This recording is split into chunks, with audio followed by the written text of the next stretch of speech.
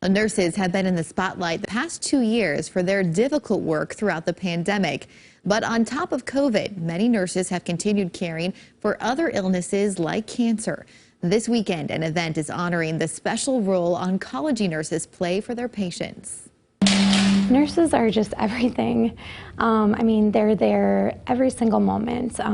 One thing I will never forget is when I got my diagnosis, one of my nurses grabbed me by the shoulders and said, "This is not a death sentence." That personal care helped Megan Bartle overcome a leukemia diagnosis when she was just 17, an experience that drew her to the JY6 Foundation. My family formed the foundation in 2011 after Jorgen had passed away at age 16. Katrina Edie helped create the foundation at her brother's request. He said, "I want you to do something nice for my nurses."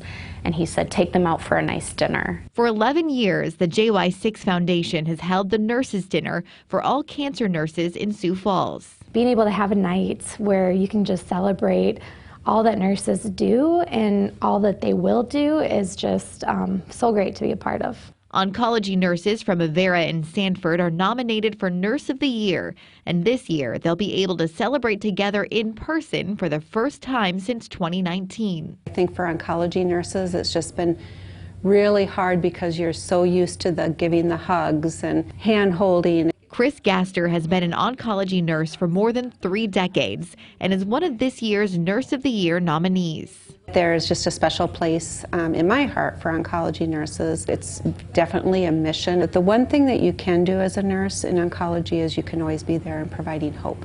This Saturday's dinner is all about giving back a little hope to the nurses who provide care and so much more to their patients and families every day. Nurses are just angels.